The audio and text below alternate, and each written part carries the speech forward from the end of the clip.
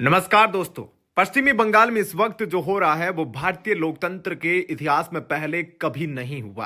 क्या आपने कभी सोचा था कि जिस भारतीय सेना पर पूरा देश गर्व करता है उसे किसी राज्य की मुख्यमंत्री एक राजनीतिक दल का दफ्तर कह देगी? जी हां, ममता बनर्जी और इंडियन आर्मी के बीच जंग अब सड़कों से निकलकर राजभवन और रक्षा मंत्रालय तक पहुंच गई है।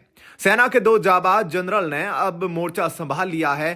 आज के वीडियो में हम आपको बताएंगे कि कैसे सेना ने टीएमसी के गुंडों को परेड ग्राउंड से खदेड़ा, मंच उखाड़ फेंका और क्यों अब ममता सरकार की उल्टी गिनती शुरू हो गई है। वीडियो के अंत में हम उस वोटर लिस्ट स्कैम का भी खुलासा करेंगे जिसे सुनकर आपके पैरों तले जमीन खिसक जाएगी। विवाद की जड़ है ममता बनर्जी का वो शर्मनाक बयान जिसमें उन्होंने भारतीय सेना के ईस्टर्न कमांड हेडक्वार्टर यानी फोर्ट विलियम को बीजेपी का अड्डा बता दिया। ममता दीदी का आरोप है कि सेना के अधिकारी बीजेपी के वर्कर की तरह काम कर रहे हैं और चुनाव आयोग को गुप्त मदद दे रहे हैं, लेकिन सेना ने भी साफ कर दिया कि वो अपनी विश्वसनीयता पर आंच नहीं आने देगी। सेना की मीटिंग में तय हुआ कि जैसे ममता बनर्जी ने ईडी, सीबीआई और चुनाव आयोग जैसी संस्थाओं को बदनाम किया, वो वैसा सेना के साथ नहीं करने देंगे। अब बात करते हैं उस तगड़े एक्शन की जिसे देखकर टीएमसी दंग रह गई। कोलकाता के परेड ग्राउंड में टीएमसी ने रैली के लिए 3 दिन की इजाजत ली थी, लेकिन कब्जा जमा लिया हफ्तों तक। सेना ने 1 नहीं 2 नहीं बल्कि 3 नोटिस दिए, लेकिन ममता बनर्जी ने उन्हें नजरअंदाज कर दिया। फिर क्या था? सेना के जवानों ने आदेश मिलते ही उस पूरे अवैध मंच को उखाड़कर बाहर फेंक दिया। इतना ही नहीं, सेना ने अब टीएमसी समेत सभी राजनीतिक दलों की परेड ग्राउंड में एंट्री बैन कर दी है। अब वहां सिर्फ देश की सुरक्षा की बातें होगी, राजनीति की नहीं। मामला तब और गंभीर हो गया जब सेना के 2 जनरल सीधे राज्यपाल से मिलने राजभवन पहुंच गए। उन्होंने साफ लहजे में कह दिया कि अगर सरकार की गुंडागर्दी बंद नहीं हुई तो सेना अपने तरीके से निपटेगी।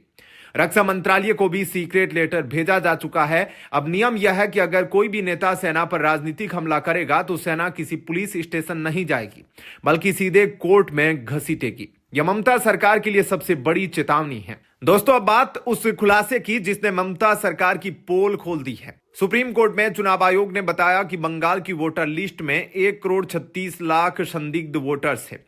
एआई आर्टिफिशियल इंटेलिजेंस की जांच में पता चला है कि कागजों पर एक ही पिता के 300 बच्चे दिखाए गए ताकि फर्जी वोटिंग कराई जा सके। क्या इस सच को छुपाने के लिए सेना और एजेंसियों पर हमला किया जा रहा है? केंद्र सरकार ने अब अपनी रणनीति बदल दी है। गृह मंत्रालय ने आदेश दिया है कि पैरामिलिट्री फोर्स के जवान अब बॉर्डर के गांवों में 50 रातें गुजारेंगे और सीधा इनपुट लेंगे। अब राज्य की पुलिस के भरोसे नहीं रहा जाएगा। सेना का यह कड़ा रुख और गृह मंत्रालय की सक्रियता संकेत दे रही है कि बंगाल में बहुत बड़ा बदलाव आने वाला है। क्या आपको लगता है कि ममता बनर्जी को सेना से माफी मांगनी चाहिए? कमेंट में अपनी राय जरूर लिखें। दोस्तों, सेना जैसे संस्थानों को राजनीति में घसीटना क्या सही है? क्या बंगाल में वाकई लोकतंत्र खतरे में है या यह सिर्फ एक राजनीतिक फ्रस्ट्रेशन है? अपनी राय कमेंट में जरूर बताएं। अगर वीडियो जानकारीपूर्ण लगा हो तो इसे शेयर करें और चैनल को सब्सक्राइब करना न भूलिएगा। धन्यवाद।